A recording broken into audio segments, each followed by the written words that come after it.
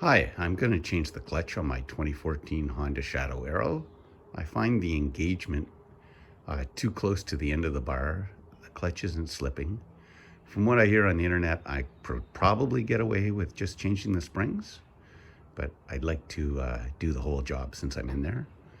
Now, I'm not a mechanic, but I have two manuals, and you can follow along and maybe you can pick up a few tips, but don't take this as a how-to because, like I said, I have no formal training.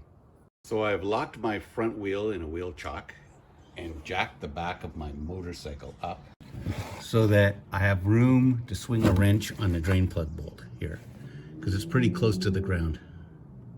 Now I will have to move this jack forward to the front in order to take the oil filter off afterwards. Now this is a 17 millimeter wrench to undo this bolt. It's fairly easy, and you can see there's red on here. I mark it every time with a Sharpie or my wife's nail polish so that I can tell if it's moved or not, if it starts to drip.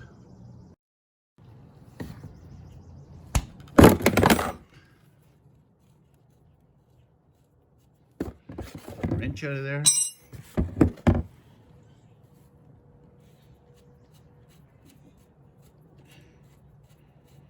You don't want to over tighten these. There is a torque spec, but the problem is getting a torque wrench and a socket in here with the frame being so close is kind of difficult. So we're going to let that drain,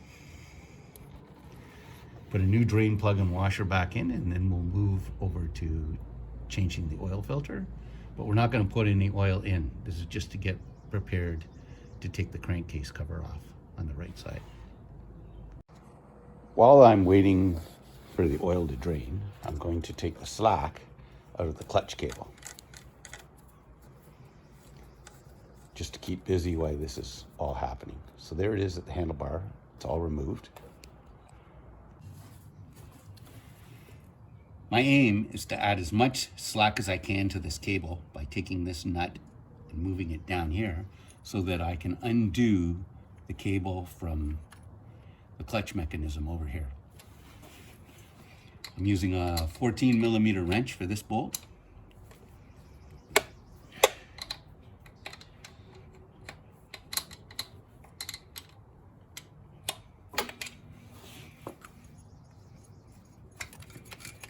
I'm not concerned about this setting at all, because I can just shove it ahead, move this towards me, and undo the clutch cable. So that can just stay like it is. I want to remove this clutch cover now with this pipe on, because when I'm putting the bike back together again, I'd like to be able to test it for leaks without this on, because it's just decorative. So let's see if we can get the bolts out without taking the pipe off. Well, I think we're going to be good.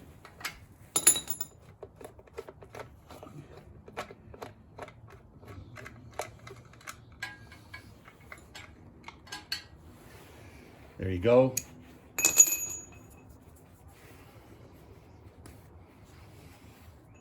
As you can see, these have a rubber washer on them, so they're not very tight.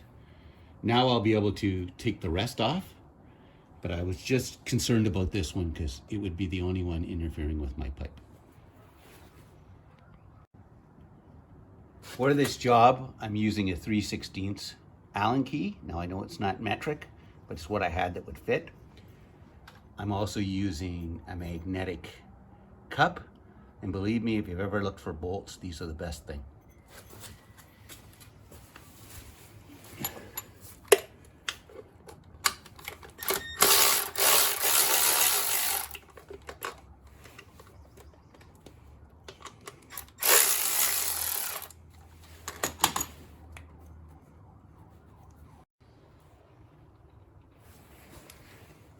I'm going to crack the rest of these loose before I take them out.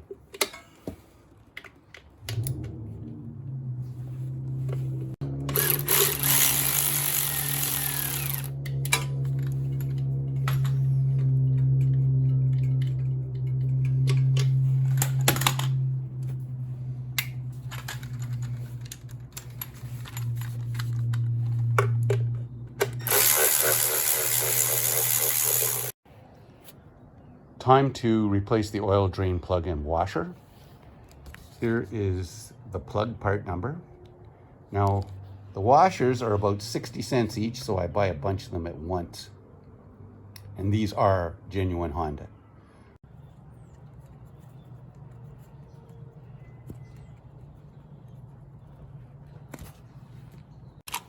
The torque spec for this bolt is 21 foot-pounds, but there's not enough room to get my torque wrench in between here and here. I suppose I could use a crow's foot, but I don't own one. I tried grinding a socket down to make it fit, but you're right against the housing and I don't want to break anything, so we're just not going to over-tighten it. So it is snug. We'll give it like another 1/8 turn. And what you're feeling there is the washer squishing out right here. So that's all I'm going to do.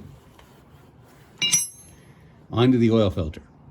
I have repositioned my jack under the motorcycle so that I can get to the oil filter. This is the part number for the oil filter. And for another $10, you can get this, which is the Honda specific wrench. I highly recommend it. This nut on the oil filter wrench is 17 millimeter. It's just the rubber washer that's a bit grabby. Okay, that's good. So we'll put a drain pan underneath.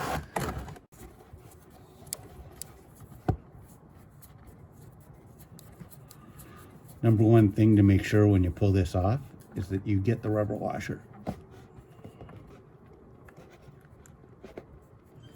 Hey, we even made the drain pan.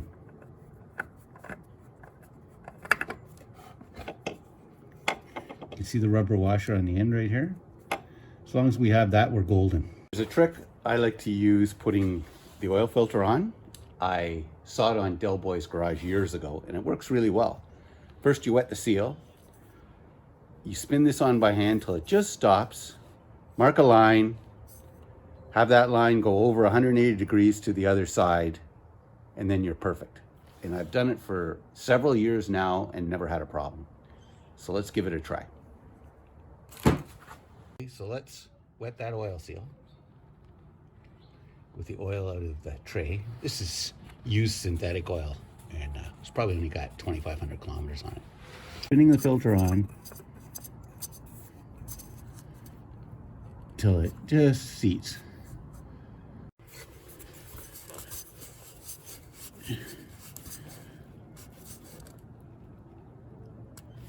That should be it. Filter's on and it's all cleaned up with brake clean. Now I will watch this when I go for my first few rides. This is a new drain plug with a new crest washer, which stops you from over tightening it. You know, some people may have thought I tightened it too much, but there's no way to torque it. So I always use a new plug and a new crest washer because you lose that safety when you reuse this. But I'm gonna mark this so that I can tell if it moves, because I will come back and check it. It's just a good tip. So far, I've been in the garage for the afternoon and all I've done is drain the oil, change the filter, undo the slack out of the clutch cable and take off the plastic cover. But we're getting there. Here is my clutch kit. I'll get it in view there. It's a Barnett clutch kit, that's the number. Now, to be honest with you, this is about a $300 kit, but I bought it on Marketplace from someone who sold their bike about 4 or 5 years ago for $80. I went for a nice ride and picked it up. So one of the things you have to do with the new clutch kit is you have to soak it. And I have this plastic tub here, and it's a quick plug tub full of hydraulic cement is what was in it. It's been in the dishwasher, it's been washed with soap and water. I cleaned it out with brake clean. There's oil in there, and that's just where I placed the filter for a bit. But one of the tricks you gotta do is you have to take this whole clutch kit, you gotta put it in a tub and fill it with oil and let it soak. So this is all brand new. This is all brand new stuff. Now I have torn it open to look at the plates, because there's one interesting thing about the plates is the very outside plate. You'll see when I'll point it out when we're doing it, it's tiny. Like, it's not the same as the other plates, and I wanted to make sure that was in there. So what we're gonna do is just put these in the bottom of the tub. Try to separate our steel plates, because we have new steel plates. And to be honest with you, I don't think I need any of this. I think my problem with my engagement would have been settled just with the springs. But I have it. You know, I've had the bike for 10 years. I don't want to do this again. So we're just going to put them in. And they're kind of stuck together. There we go. They sort of roll apart, I guess. Isn't that funny? There we go. Got them all apart. And people use new oil and everything to fill that in. I'm just going to use what I took out of the bike. I have to have somewhere to put it until I fill the bike with oil, and this is a good spot. So it's the same junk that's in the motor, so I have no problem with it. And you know, they'll probably be in there for a couple of days because, you know, I'm a senior and I tire easily. Okay, lid on that. They say an hour and a half, a couple hours. Some people say a couple of days. I watched all the videos and found them reasonably incomplete. So I'll stop for a second and I'll clean my drain pan.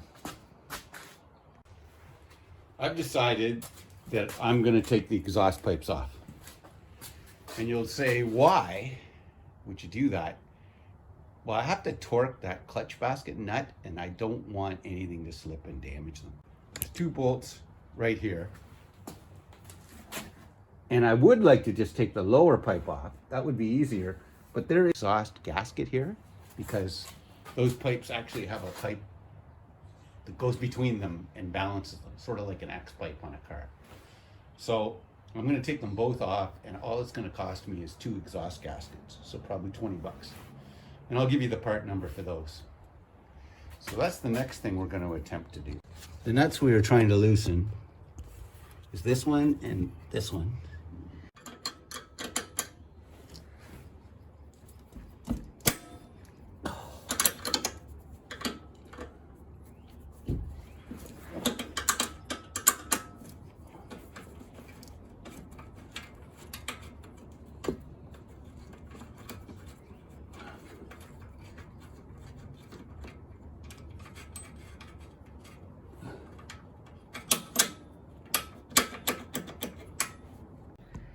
Next, I'm going to remove 4 nuts with a 12mm socket here and here, and the exact same on the other side, and that will allow us to remove the pipes.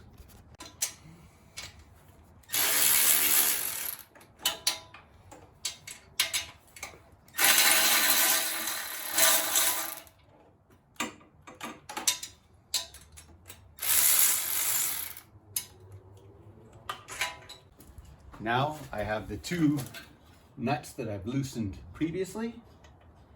I can just take them off with my hand. There we go.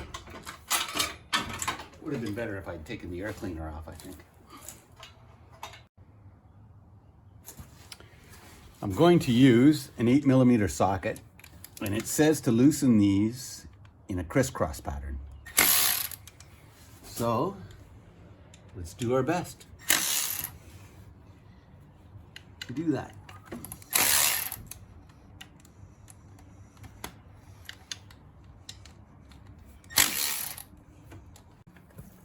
There you go. Well, that's like nothing to get that off.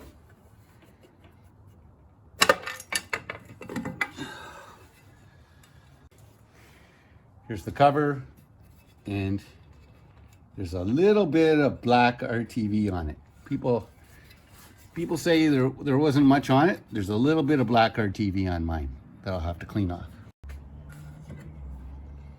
You can see here the remnants of the RTV sealer on here. Now, I'd heard on the internet that there was nothing on there, but there is.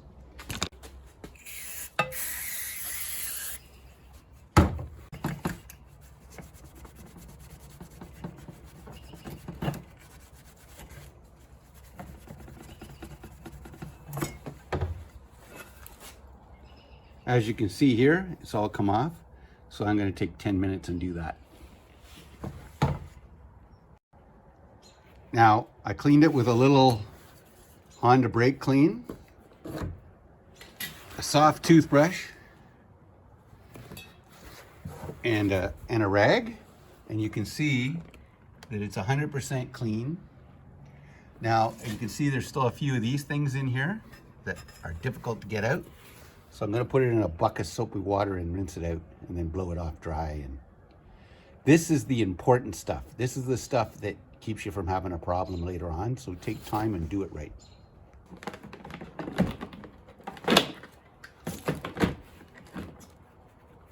All I'm trying to do is get all that stuff to float out of there.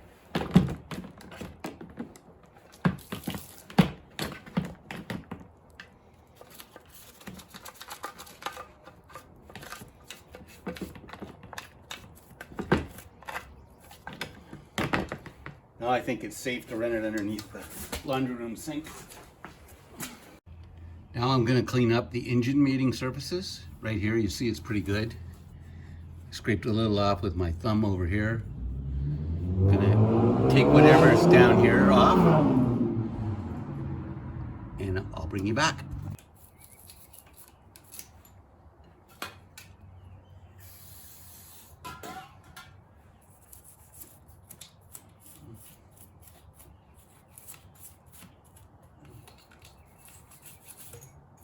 I don't know how much you can see, but you can see this is perfectly clean. And there's nothing hiding underneath there or the bottom. There was actually quite a bit. I was quite shocked. The next thing we're going to do is undo these 4 bolts that hold this retaining bracket, and underneath there are the springs, and behind it is the bolt that we have to take off. So these have to be loosened gradually, just a little bit at a time.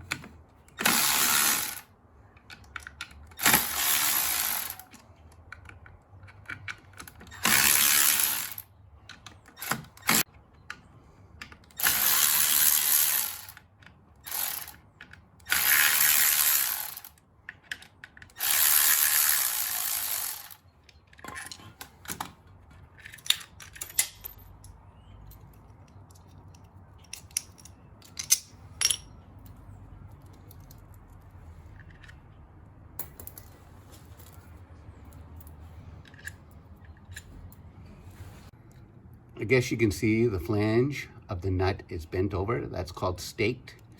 I have to straighten that out in order to get this nut off.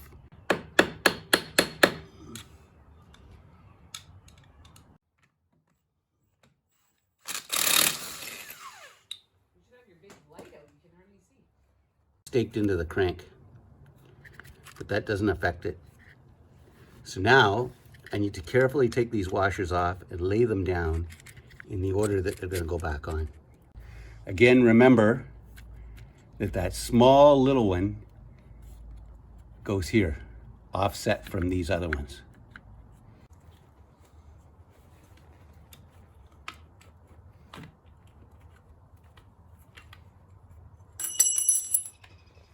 It's the washer that goes at the back. You know what I didn't want to do? I didn't want to take that off. This plate goes on here. Okay, I stacked these back in. It's fiber, steel, all the way out until the last one's steel and then fiber, and this fiber's offset. Be leery that there's 2 judder springs on this. I didn't touch them, so they're just gonna go right back in, and there's a bearing in there. Sorry, there's not a bearing, it's cogged gear in there. I'm installing this EBC clutch disc tool, and you need this in order to get the proper torque. So all it is a flat disc here, and you put this handle with an offset piece, and then you're able to get your torque wrench in there and torque. So I made a mistake when I had the clutch basket on here and I was torquing the nut on. I didn't remove a burr.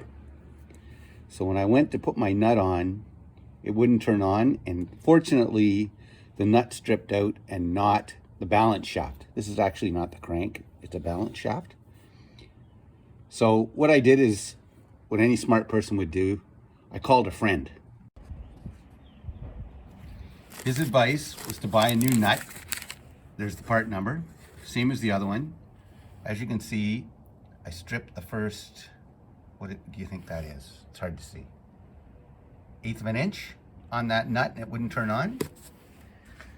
His second advice was to get a die and we'll chase those threads. In other words, run the die over the threads to clean them up, and then we'll put the new nut on and we should be fine. So if you can visualize this on the shaft that I showed you earlier, you turn the nut on with your fingers. Then you put this tool in, which helps you hold the clutch basket I showed you earlier, and it's held in here with the spring bolts. The next thing that would happen is you put the 1/2 inch, or you put the 21mm socket in, and as you can see, you can't see anything. So if you don't have that thing threaded correctly from the beginning, you've created yourself a whole world of hurt. Here's the old nut that I stripped, but half of it's still good, so I ran it on backwards. Let's just see here, to clean the thread at the beginning. There we go. And then I took a brand new nut, put it on the right way, and ran it back and forth.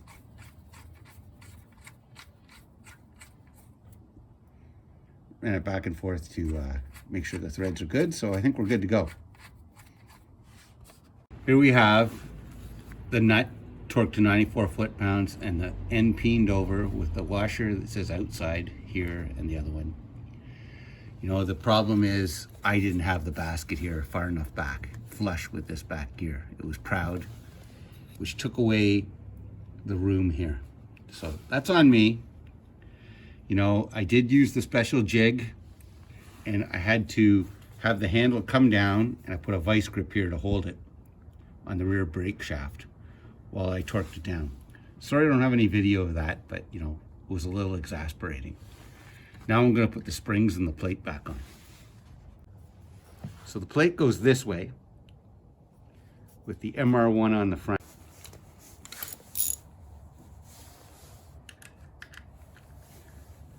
A 10mm socket.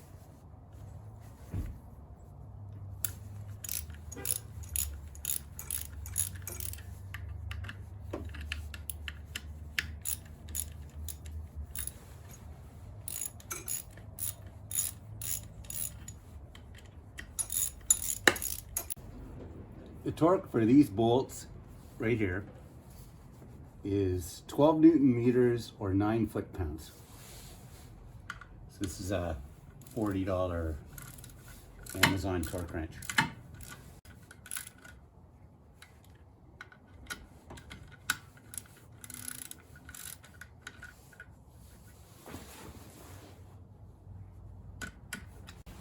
Just to make sure my clutch feel has nothing to do with this mechanism, I'm going to replace it. It wasn't very expensive. I bet you it was $50 in total. First piece to take out is this round pusher that pushes on the plate with the clutch springs, and that just disengages it. So I'll take that out. I am going to reuse that part. The next thing is there's a, I don't know if you can see it, there's a circlip right here with 2 points on it. I have pliers for that. We're going to remove that. Okay, here we go. That's the circlip. Put it over here. This spring should just pull right out here. Okay, that's how it goes. If you look at it, the spring has a lever on the edge of it. There's not much to this. It's a little bit rusty. Probably didn't need to change it. It looks brand new. Let's put a new one in. I believe I bought the seal too. That was a bit of a pain. Here's the new seal, and it goes with the edge that's V'd down. Okay, just gonna put my thumb on it, push it in.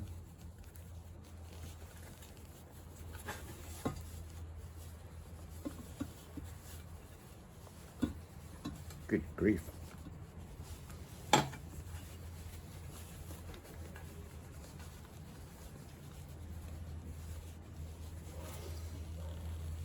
That's it. Part number is right here. I'm just trying to leave no stone unturned, and I will oil this part. So it goes through that seal no problem.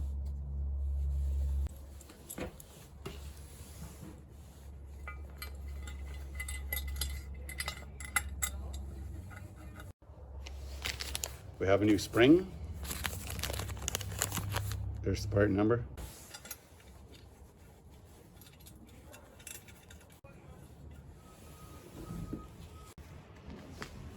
We have a new circlip. There's the part number. Need to push this up. Put it in and then push up.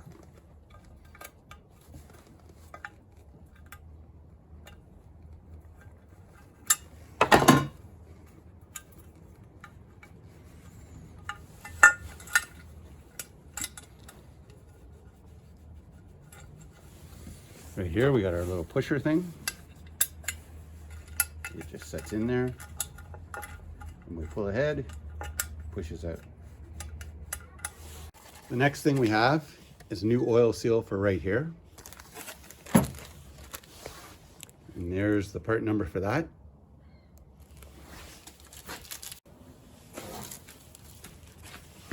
We also have a dipstick oil seal.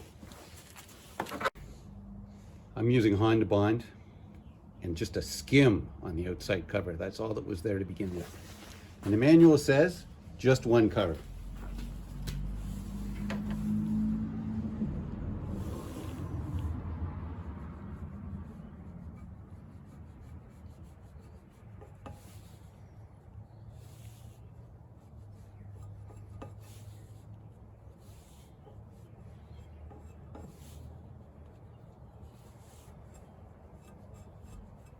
Okay, there you go. Now, that's very thin, and it says put it on, leave it for an hour before you torque it. So that's what we're gonna do.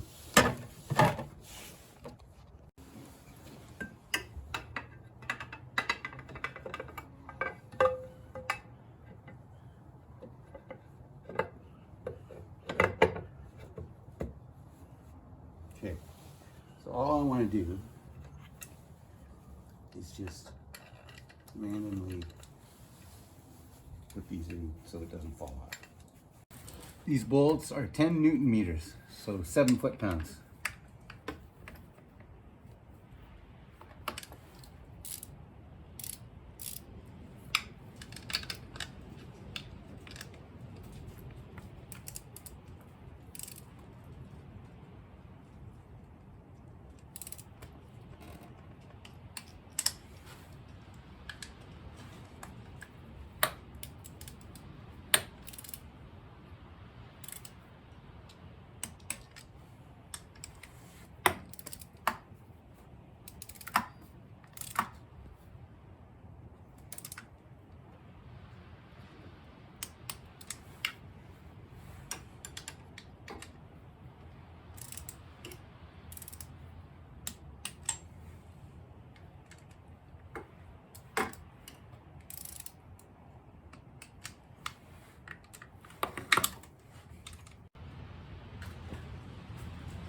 Just the clutch. I think it's got to be pretty close to where I had it.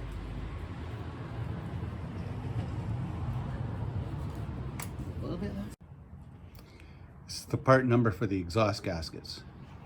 And they have like a copper sort of coating. They're a little different than the Amazon ones. So, I'll just put this in here like so.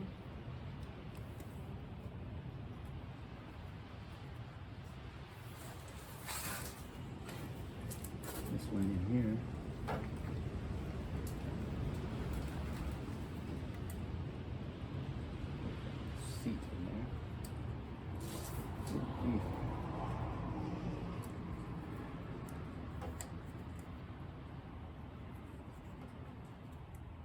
Seat goes in.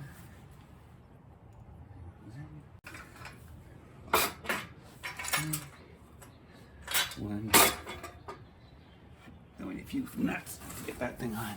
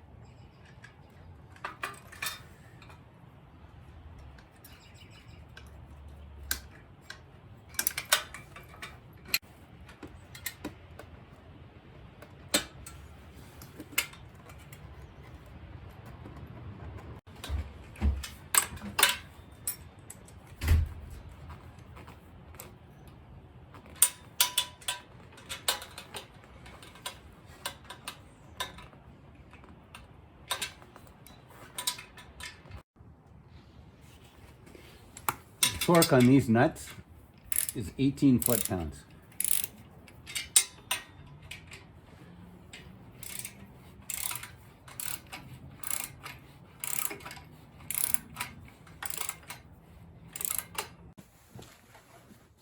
We need to put this in.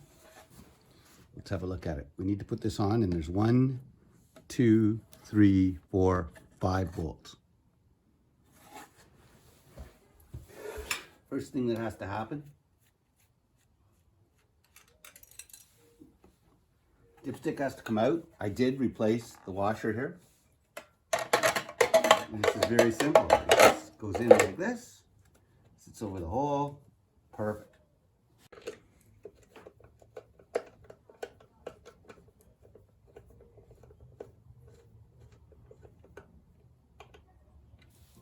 It's been another day. We have no leaks.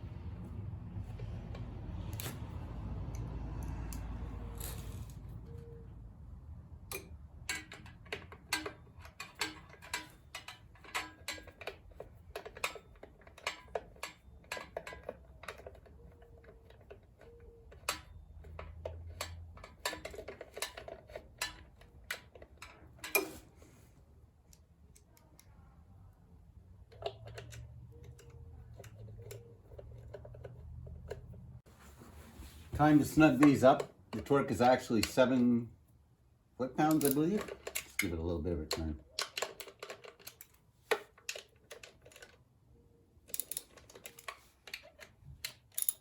No matter how I had the clutch adjusted before, it always let out near the end of the bar. And you can see now,